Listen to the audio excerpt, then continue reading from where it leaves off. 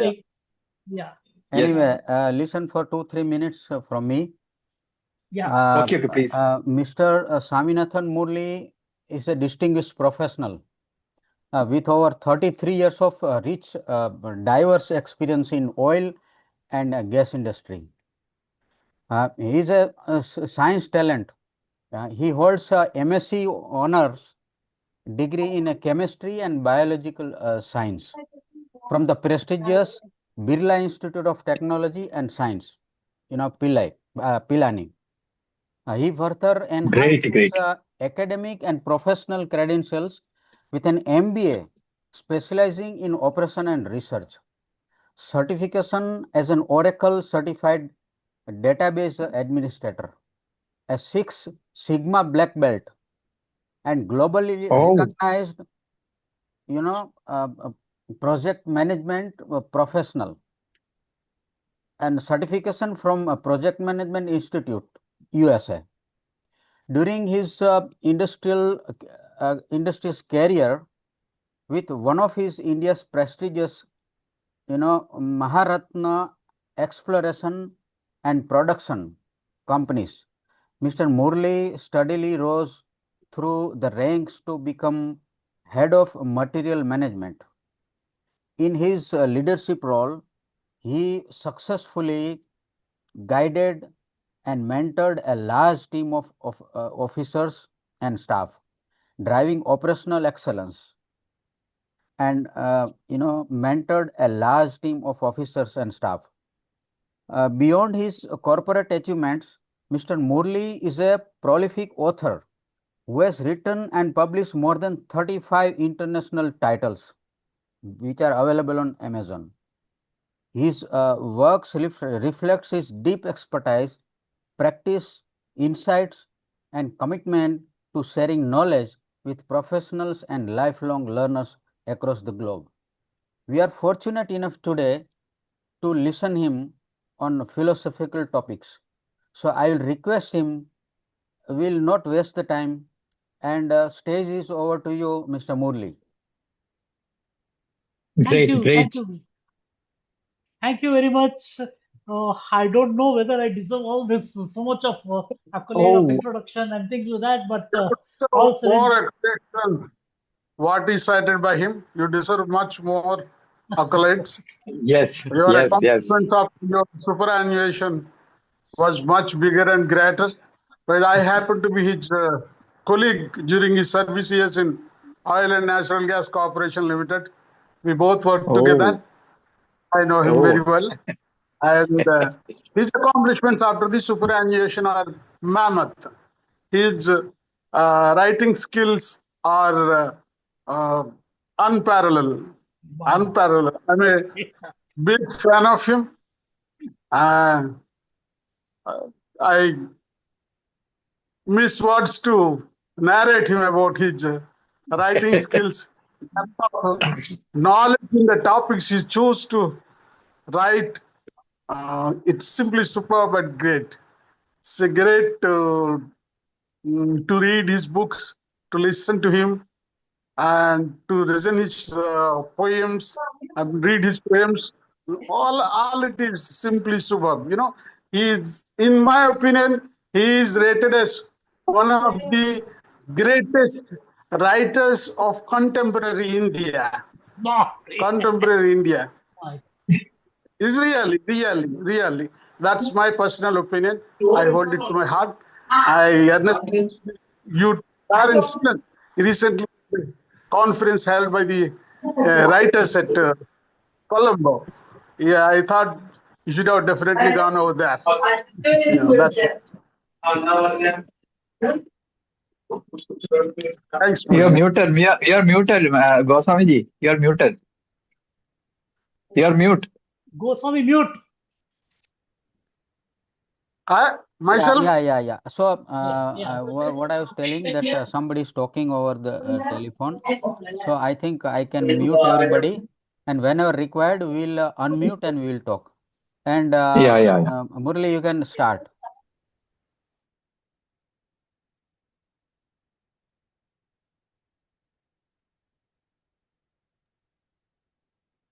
I'll just share the screen. I prepared a small PPT, a PowerPoint, which is only yesterday we had a group meeting of our writers group, and I thought I'll take up something about this philosophical aspects and give a brief introduction to all of you so that you all get a feel of the feeling of what philosophy actually is. With your permission, let me first share the screen. I have a PowerPoint presentation which I'd like to share.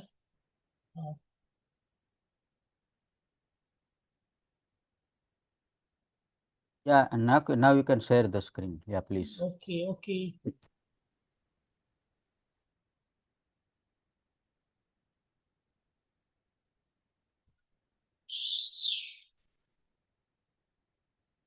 Hope you can see my screen now. I'll just make this open this PowerPoint. Yep.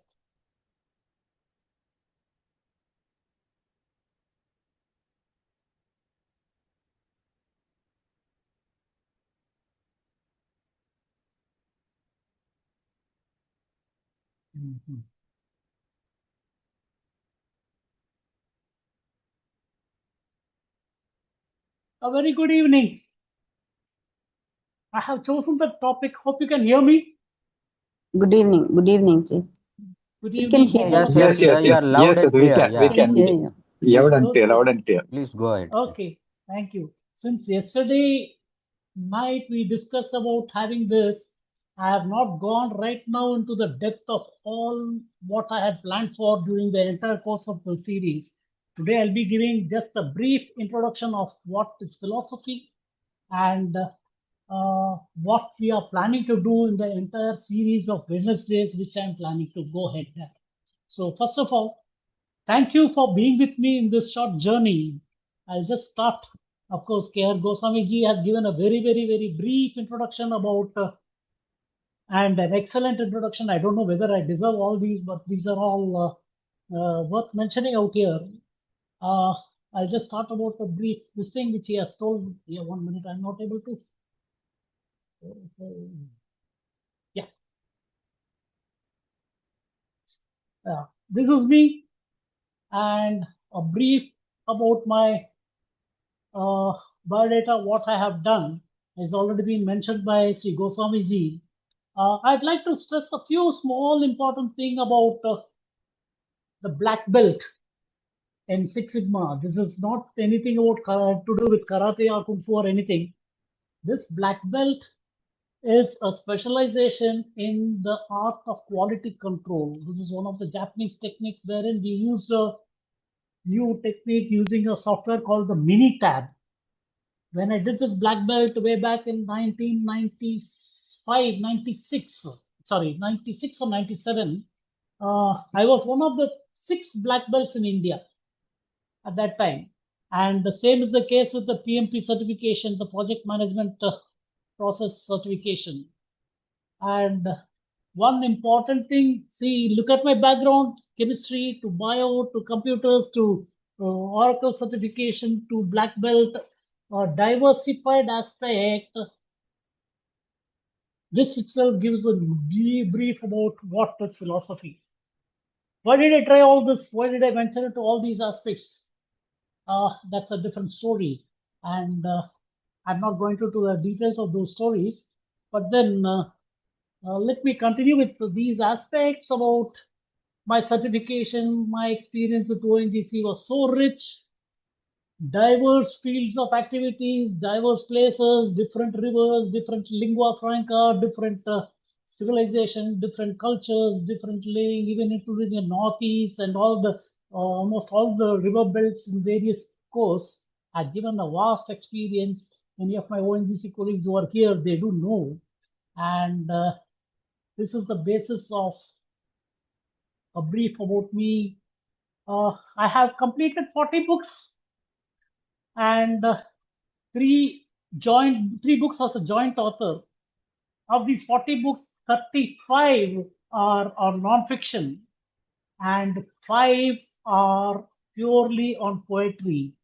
The poetry books are called The Arcana of My Dreams. I've been a prolific writer. In addition to the 600 plus articles which I produced in Medium.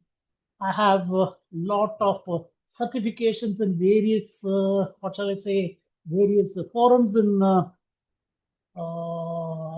Facebook, different groups, different articles, wherein there is, I keep on scribbling in all these forums, and I have got some recognition. And even the other day, I was in a poetry reading submission and enjoyed that same. I get exposure to various authors, various fields, and various walks of life. And all these experiences I did culminate to bring out this aspect. First of all, after 33 years of long service with ONGC, the prestigious Maharatna company, how did I start writing? Well, writing was always my passion, and being thoroughly busy with ONGC works in the pre-retirement stage. Thanks to COVID, I thought I have to do something and started my journey with writing. It was at this time that I found a beautiful coach in the form of Som Batlaji, and learned the nuances of writing, scribbling, avoiding procrastination, and coming up with something useful for the benefit of society. So, philosophy and emotional intelligence, as you all know, are my bailiwick. Bailiwick is the field of interest. First of all, let me give a brief, and then I'll open the room for discussions. You need not write down or take down any specific notes behind this. You'll be getting this presentation copy as such. And that will be shared with all the participants. So let me go ahead. I'm not able to. So Goswami, I'm not able to see the people. How do I do that? Should I minimize my screen or something like that? You are not able to see the people. Yeah. I'd like to. The side by side gallery you can click. Okay. But okay. we are able to see you and the people. I know. Yeah. Now I got it. This gallery, I'll have to make it a single folder or something like that. Yeah. Like to see. Yeah. Okay. Thank you, Prasanna Kumar. Prasanna Kumar is one of the poets with whom we had a beautiful association in the poetry other day. Thank you, Prasanna Kumar, for visiting me here. Thank you so much. Yeah. Thank you so much. Yeah, thank you. It's a pleasure having you here. Such a great, knowledgeable and critical poet in this group. So I'll just start with this. I'll make this minimize this.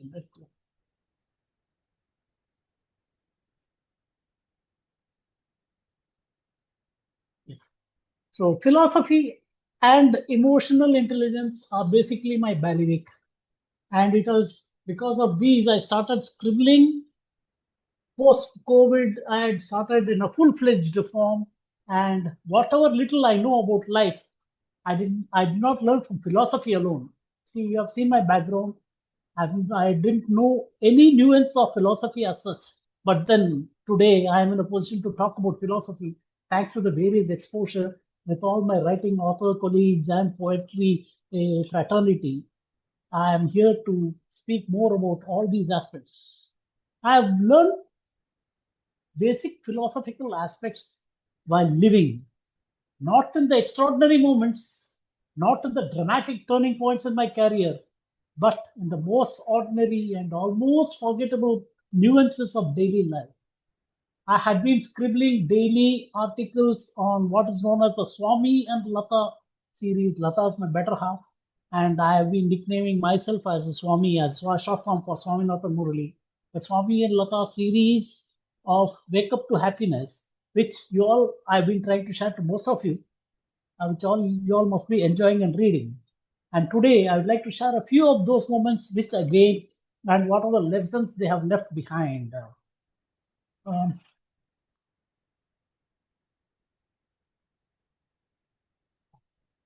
Every morning is a blissful morning. It all depends on how we see. Every morning teaches something new. The fresh dew, the sunrise, the morning dew with which attracts so much of fresh birds to take up the honey and all those things. They are all reverberating and inspire and instigate our hormones to cheer us up. We all have been very, very busy. Most of us are running from various places. We all had a rushed mornings, and mainly we don't even have to have a comfortable, simple sip as a coffee, which has become now mechanical. You take it as a routine, gulp it, wear your shoes, and run away to your office. This has become the daily walk of life in this present day scenario. This is when I started the series called The Art of Waking Up to Happiness. I don't know, many of you would have already seen it. These daily scribbles, I have put them into different forms of books called The Art of Waking Up to Happiness. This is available in 3 volumes. I'm not here to campaign about my books, but I just was the thought that telling about this and how this incited me, these philosophical aspects incited me to talk about this aspect. A strange thing has happened. These wake-up messages have reached every nook and corner of the world, and I was surprised to receive a mail from a church in Philippines. A priest from a church in Philippines was so impressed by this wake up to happiness message, that he said he has been preaching these wake up to happiness message in his church on every Sunday mornings. So that gives me a satisfaction that I have done something, a wee bit, for the benefit of society.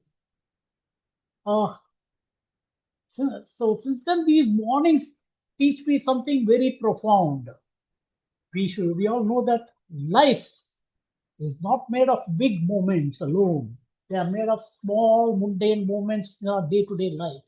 I have written many snippets of vendors, mainly the milkman, the grocery, everything, even going to the school, the making of a pakoda in the kitchen, visit to the movie, visit to the temples. All these snippets, the philosophical aspects, have come in my daily life. So all these things, I thought I'll just talk. One aspect which I've learned basically is the philosophical aspect. To groom ourselves, we have to keep our eyes and ears open. After all, philosophy is the way we live, the way positively we live. What for are we living? My simple experience is keeping our eyes and ears open. Does sound silly, isn't it? I saw the birds flying in a V shape in the sky and got an idea for the book. Honing team building skills from nature. Most of my author friends know about this story also. And this book does not have anything about the management by objectives principle or anything. It just shows how a bird takes the lead in cycles, and this sort of a principle, if it is applied in rotating the leadership in business, there is going to be a positive change and a greater productivity. That was the idea in bringing out this book, and it is just by keeping the eyes and ears open, and nothing more to do with this. One more thing which catches my eye is, do you see what you want to see? Again, sounds tricky, isn't it? I see this book, I see this, but is my mind intending to see what I want to see? So I thought I'd bring out the subtle difference, if you can observe, the difference between sight and vision. The sight is what we physically see. The vision is what our inner mind absorbs. See, I've given a small picture as an example. One person sees it as 6, the other person sees it as 9. Both are correct, but who is correct? These are the things which makes us philosophically wonder. And if you see how an image is triggered in a virtuality situation as well as in the reality situation in our mind, and how our mind correlates and finds out the true picture of a vision and picturizes something else what we want to do. This is what is known as entirely different aspect of philosophy. How we perceive things is the crux out here. See, you must be wondering why I'm talking about all this without going into what are the mundane aspects of philosophy and coming directly to the root cause. So this is just to give you a glimpse of what is philosophy in detail. See, with this example, many youngsters would see things casually or listen to their class teacher in a very, very casual manner. They are not observant to see the nuances of what is being taught. That's why there is a marked difference in the school teachings and absorptions by the student. There is a different gradation because of this. See, there's this, based on this, I have also published a book called The Mind Reality Connection. This is one of the best-selling books in US. How the mind correlates and makes out the reality and finds the reality. And this is one of the books which I have done. Another thing is, we often keep asking, who am I? What am I? Is my identity defined with my Aadhaar card or my office identity? We live our lives, which is full of repetition. We wake up in a routine manner. We work in the following routines. But we are not shaped what we do occasionally. We are shaped by what we do repeatedly and which has become a routine force of habit. Somebody says he is so-and-so person who cycles daily at 9 o'clock. Somebody says this boy is very meticulous in his work. He wears his uniform and tidily walks out in a diligent manner. So the habits, the routine defines an identity of each one of us. So based on this, I have one more book called Redefining the Identity. This is again a purely philosophical book. I, me, and my. What is I? The egoistic part. What is me is the selfish part. And what is my is the ownership part. All these three things, how they hinder participation and socialization, all these things are beautifully brought out in this book.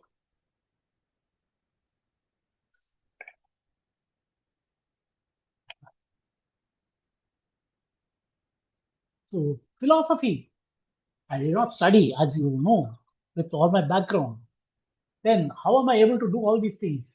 When I look back now, I realize something so humbling in the sense that they are basics which we, if we have common sense, we can observe and do things daily. The most important lessons in my life, they come from very ordinary events. They are so mundane, they are so down to earth that if you had read my snippets, you will realize these are so basic. They come silently.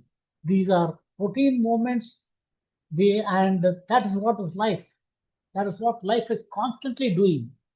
It is teaching us. It is teaching us patiently. It is teaching us every single moment, every single day. So the question is not whether life is offering wisdom. The question is, are we paying attention? Looks dry, isn't it? Are we paying attention to what? To what we want? If there is one thought, I would like to leave it to you. Do not wait for the big moments to change your life. Change doesn't come overnight. It comes by practicing and paying attention to small aspects, small routines. Say a daily prayer, making it as a routine, or a small SIP investment will give returns in the long run. With this brief introduction, I think it is now time to start. It is now time to just click on to the main topic. What exactly am I going to zoom in? What exactly am I trying to talk about? You guessed it right. Philosophy. So what exactly is philosophy? I pause for a second to allow you to talk and give your understanding of what philosophy is. Goswami ji, It is a perception. Okay. It is a perception. Of what? Anything, because one thing is perceived by different person in different way. That is what you told already in the introduction, 6 and 9. Yeah, fine. One thing is perception, but what has perception got to do with reality? I mean, philosophy. Anyway, Well, I think it's the basis of life, the basic principle behind life. Very nice, very nice. That's what I was expecting. The crux of life, the way we live, and the way we go about our routine. Everyone is doing their routine. Everyone are doing their routine, mundane activities. But the way we go about it, the way we systemize the same, that is what is basically the aspect of philosophy. And so if you permit me, I'll go ahead a little more in deep after this brief introduction. So what exactly is this philosophy? Is it for big professors with spectacles wearing magnifying glasses or only for them?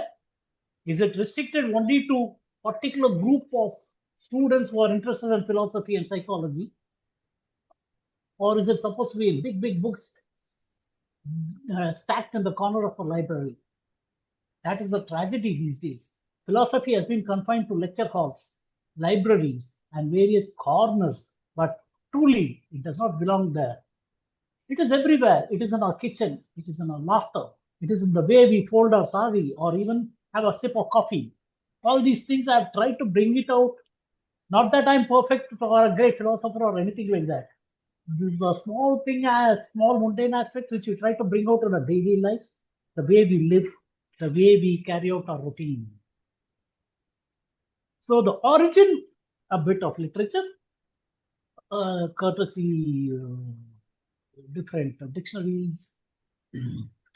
Origin and root of the word philosophy comes from philos, meaning love, and sophia, meaning wisdom. So philosophy literally means the love of wisdom. Wisdom from what? Why wisdom? What is wisdom? These are aspects. The more we keep on questioning, that is the aspects of philosophy.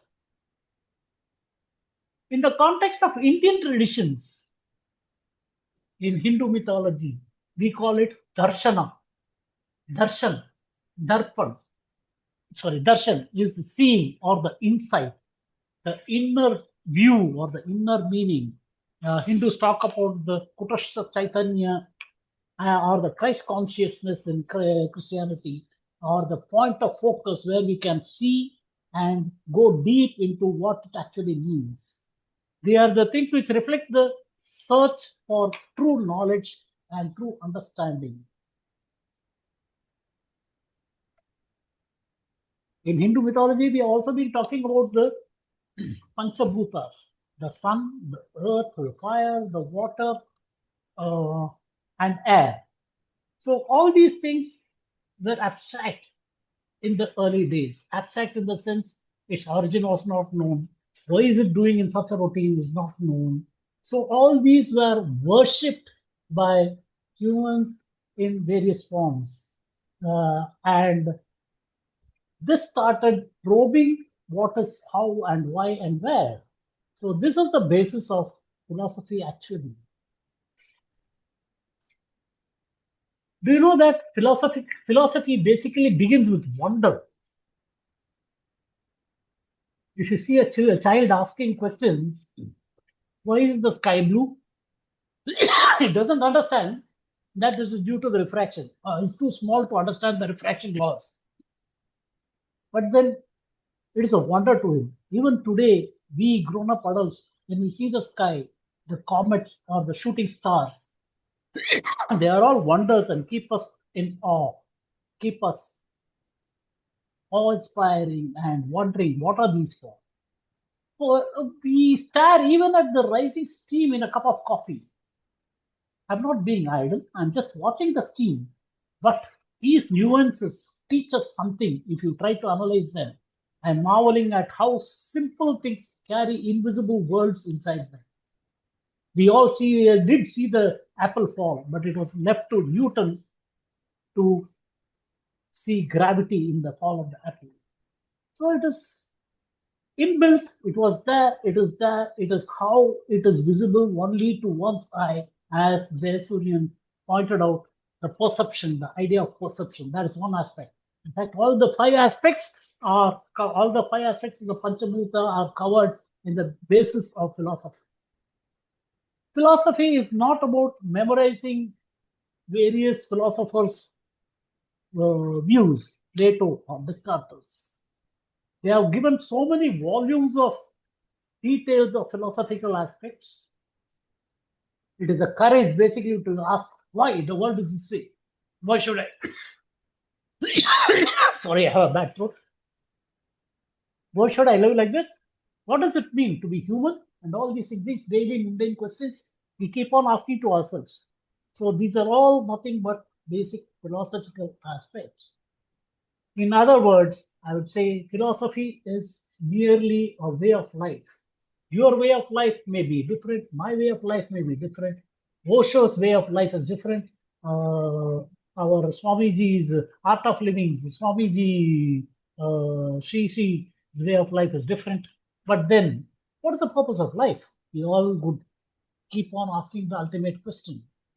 So, what Socrates meant when he said the unexamined life is not worth living, that means, have we examined our own lives?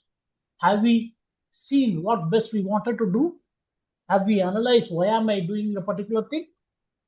And even Epicurus, another great philosopher from the Eastern whispered when he reminded us that happiness is simpler than we imagine. Why are we happy? How are we happy? What makes us happy?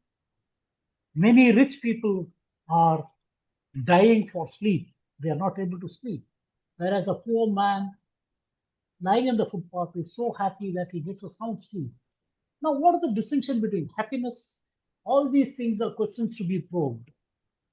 And Buddha pointed out even suffering can be understood and even transcended. There are great scientists, Panini, the great medical philosopher, was the first to explore. Murali, Yes, sir. Yes, sir. yeah, just interruption for 1 minute. There is Yes, some please. there is some issue with this Zoom meeting, so Okay. it will cut off with after 1 minute due to some there is some problem. So Okay. we will all rejoin after 1 minute if it is cutting Okay. off. Okay. Yeah, please. Okay. Okay. Okay. So philosophy in a nutshell is just a way of life. And what Buddha pointed to when we have said suffering can be understood and even transcended. One might ask, which comes to our mind, what do you think philosophy whispers to us today? You said philosophy is a way of life. I am held in traffic jams. I have lot of messages overflowing in my inbox. There's a huge stretch of jam, and I'm Please, sorry for yeah I've interruption. shared. Yeah, please share your screen. Now you can share. Okay, so I think I was on the screen.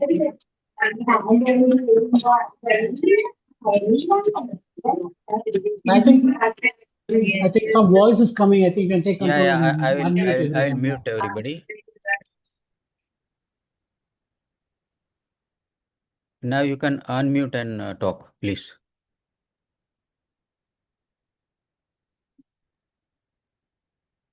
Yeah.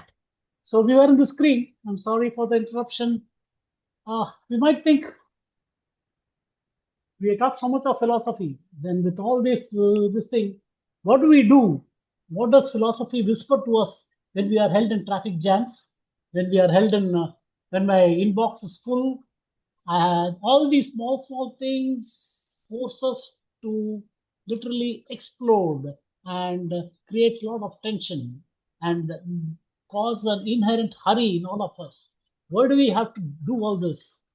The answer is precisely philosophy matters in this aspect because in this world of excess noise, excess opinion, excess urgency, we need spaces of reflection. Philosophy reminds us that life is not about speed, it is about the direction with which we have to go, the direction and a direction of the destination. It doesn't matter how fast you're running if you don't know where you're going. That is the crux of this. Hope you are in sync with what I'm trying to say. I'm giving the basic nuances of philosophy. Philosophy is also a sort of a director, a compass, I can say. Imagine you're in a ship or a boat which has lost its direction and it is not knowing what to do. You are in a violent, stormy sea. You have the energy, you have the stamina, you have the enthusiasm, you know you have to go to the boat, you have the energy to cross and go to the nearest coast, but you do not have the direction. So philosophy is that compass which makes you think to go find out a solution and reach that destination. It tells you where am I, what am I doing, and just it helps you in identifying the exact questions which you want to and takes you to the desired destination. Philosophy is not that which is trapped in academic towers like in libraries or anywhere. It was once as ordinary as the common bread which we see in the tea shops. Socrates talked about philosophy in marketplaces. We all know that. Buddha talked about various mundane aspects under the Bodhi tree. Confucius in the backyards or the courtyards, and even our own traditions like Upanishads they're not textbooks. They were taught under the banyan tree based on mundane conversations on the firesides or the riversides or under the banyan tree. The wisdom exchange between the guru and the shishya, the teacher and the student, the husband and the wife, even the strangers on a dusty road, all these come under Upanishad. Unfortunately, very few aspects of the Upanishads are recorded in palm leaves and whatever we could extract, and from hearsay notes from various ancestors, we have imbibed various aspects of Upanishads, which is now being streamlined, and they have zeroed in about 108 types of Upanishads. I'll be talking about these Upanishads in brief in the following classes, in the following sessions, or maybe next week or next to next week. Even our own Sankaracharya, who spread the Advaita philosophical concept centuries ago, talked about various aspects about importance of Tarka Shastra and various aspects.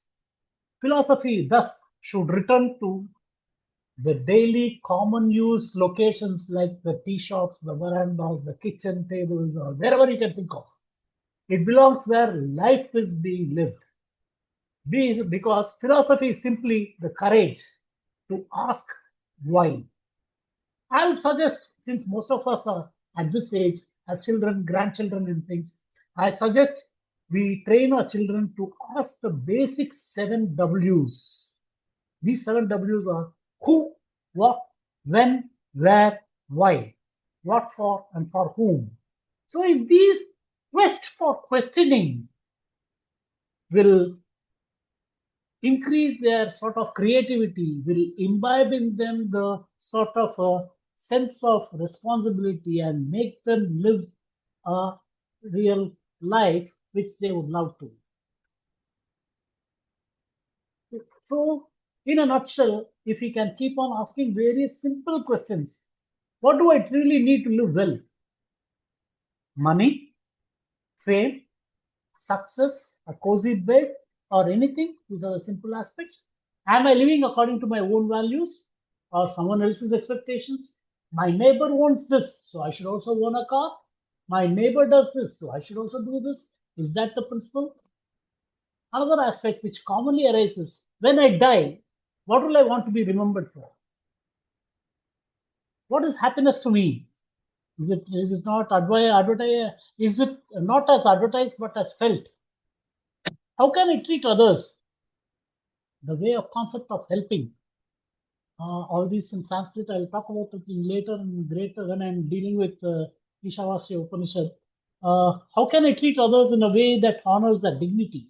These are subtle aspects which keeps us probing into all these details. See, these are not abstract puzzles. They are urgent questions which we have to probe on ourselves, the questions which shape on how we work, how we love, how we eat, how we sleep, and the daily mundane activities.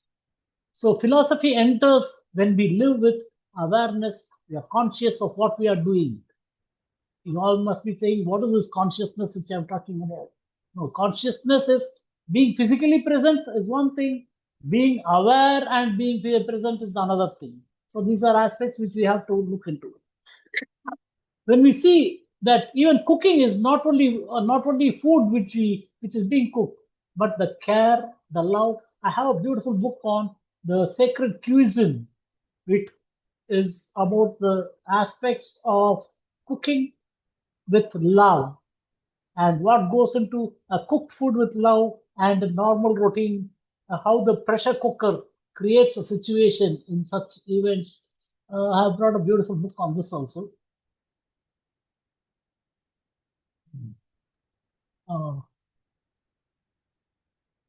If philosophy is so natural, so this thing standard, why do people shy away?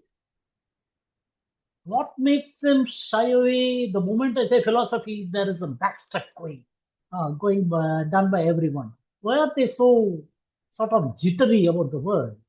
Why do they roll their eyes and simply say, we don't have time for these things? I'm sure even during these lectures, many have contemplated, whatever he wants. I know it is philosophy. What is he going to talk about? And things like that. People are told you have to study to get a job. You have to study to earn well. You have to study to buy comfort. You have to study to get an applause. But philosophy, which asks about truth, goodness, and beauty, does not promise a salary hike. It demands patience, it demands silence, and even discomfort. It is also possible with a philosophical thought. And in the age of quick fix, it feels like a burden. So, philosophy, the word, makes people shy away and jump out of the thing. Philosophy, as such, does not need marketing. It needs reclaiming. Like if philosophy is marketed like any wellness brand, you see, in most of the gyms or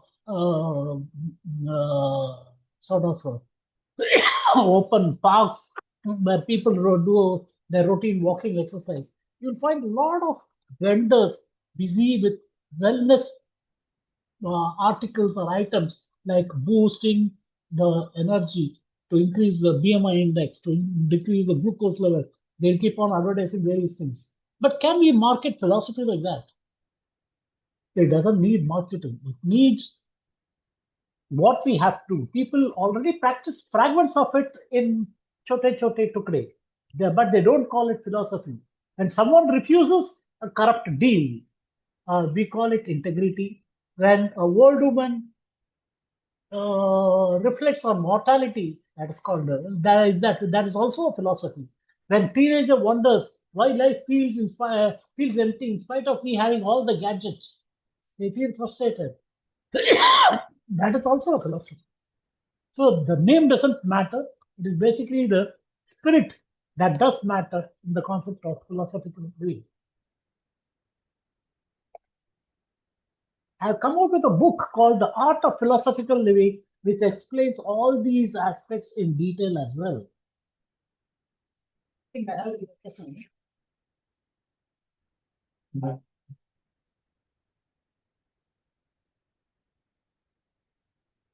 If you can see, this is the book, The Art of Philosophical Living.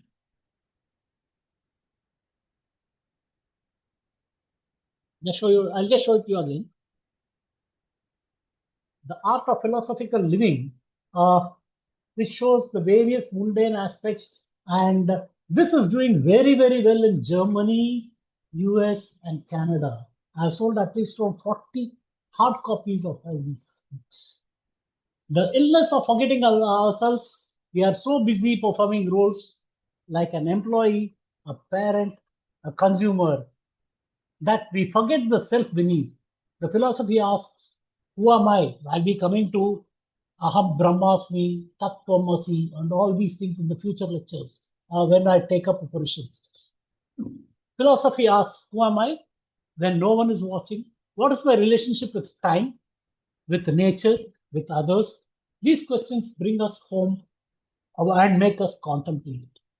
I have one more beautiful book called the Watch Sutra, which says what is time and how. See, most of my books are philosophical anyway, I'll come to this whenever we find time.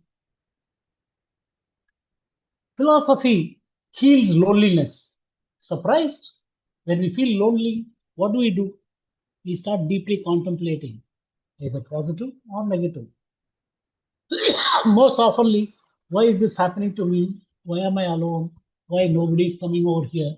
Why is my son and grandson who are abroad not talking to me? Why are they not having time to visit me? All these things wander us when we are lonely, isn't it? I know many of our colleagues out here, ONGC also, they do feel, why is this happening? We realize that, but these things, humans come across centuries, have wondered about the same things. So, for example, Marcus Aurelius, a famous European philosopher, or even Kabir's Dohes, they all have struggled and brought the mundane aspects of fear, desire, and mortality, which are the main concepts in their theme of lectures. So, if you contemplate deeply, philosophy builds the sort of a kingship opera across the time, across various borders, and across various frontiers. So, this is the aspect. Philosophy is not as abstract as has been presumed. It is a scholarly pursuit, but as a natural human activity, it is woven in daily life. We fail to realize these aspects philosophically. We fail to understand, why am I eating food? Why this particular time for eating food? If we contemplate, there is a system or the rhythm of a it's called the biorhythm of doing things in a way of means to stay alive.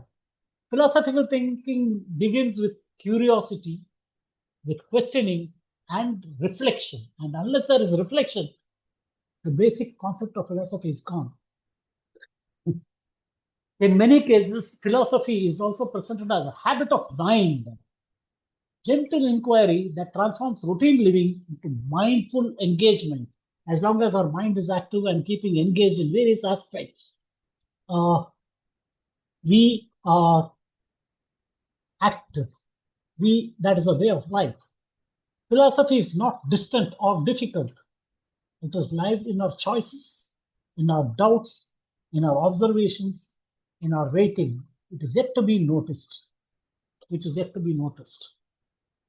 So with this, I think I'll wind up today's session. And in the future sessions, I'll be taking up, covering, I'll come back to that. I'll be giving you a brief of what I'll be taking in the future sessions. If you can see my screen.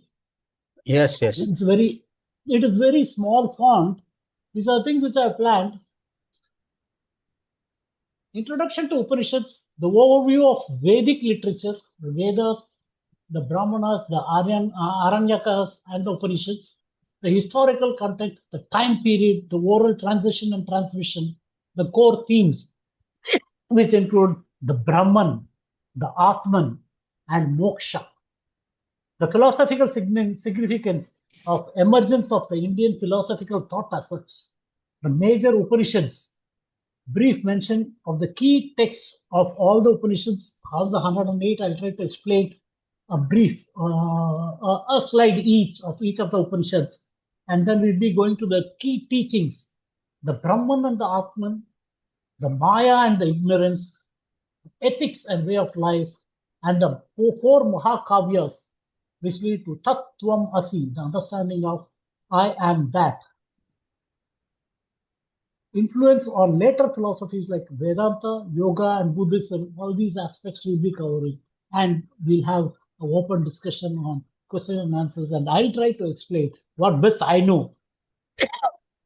We'll also be introducing to Ishavasya Upanishad. This is one of the shortest Upanishads and my favorite. I have almost completed a book on Ishavasya Upanishad. It contains 18 verses. Each verse is a gem, and each verse clearly indicates the art of living in a particular manner, in a particular aspect. So with this aspect, I think I'll wind up for the day, and we'll carry out in the next session in the next week. with these things in mind, now I'll stop sharing here. I'll open the topic for discussions if you have any doubts, any aspects to be cleared.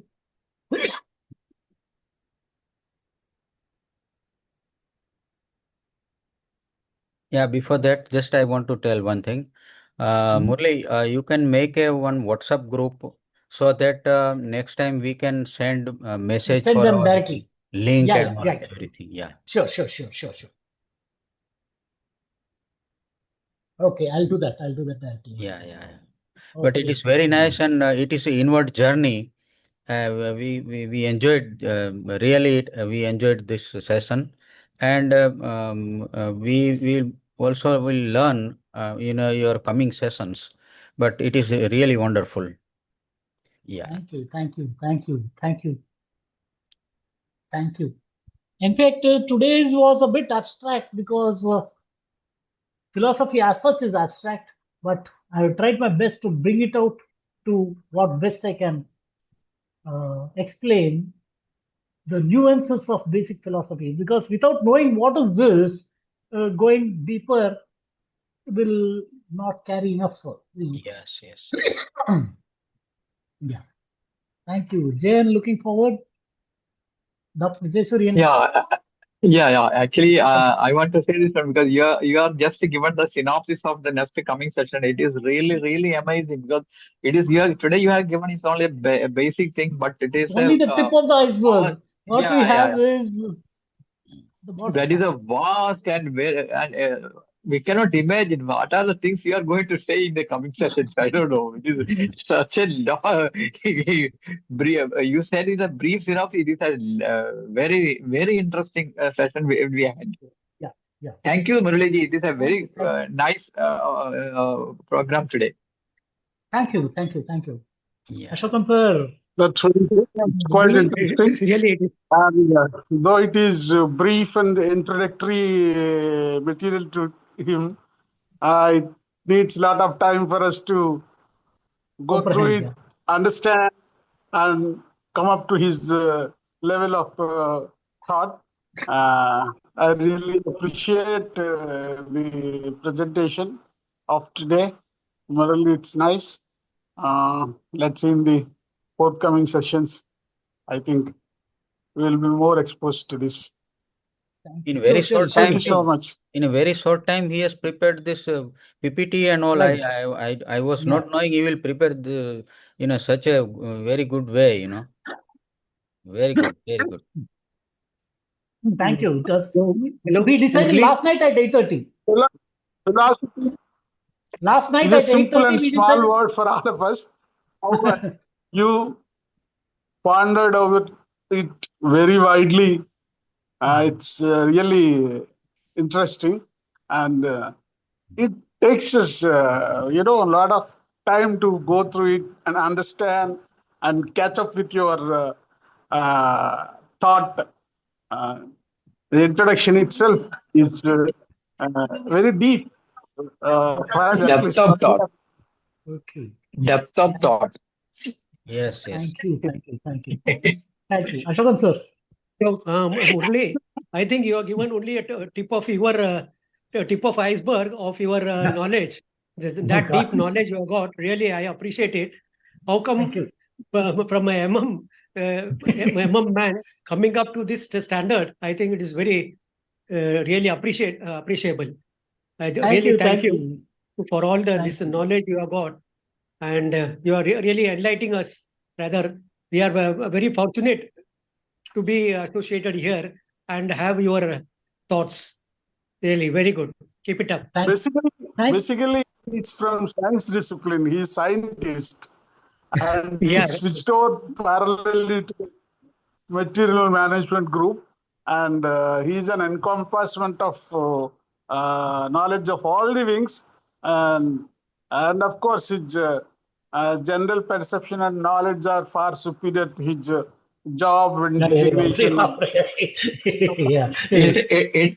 It generally happens. The science background people will having such a vast thoughts in such areas.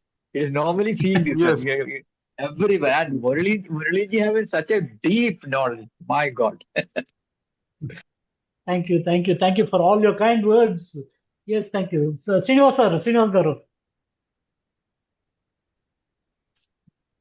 Prasanna Kumar ji. He started very, very, I mean, Yeah. Srinivas. he used to write small clippings of Wake Up to Happiness, what he was showing in the beginning, 2, 3 books, compilation of them. And they used to be very, very interesting. Like it was 5, 6 years back. And Yes. his knowledge horizon has gradually widened, and now he is unfathomable. Very well. Nice. Thank you. Srinivas ji. Thank you, Muraliji. Nice speaking to you. Very nice. Thank Thank you. Thank you. Thank you. Nice Thank you for present. being present here, sir. Thank you. Thank you. Thank you so much. Thank you. We'll have sir. more interaction and Yeah. Prasanna Next Kumar ji, week. if you're online. Yes, Vishwaji. sir. So very insightful and very inspiring, and it's like like a quick through of philosophy. Like we Ashokan sir said, it's a type of iceberg of what you have researched and what you have experienced.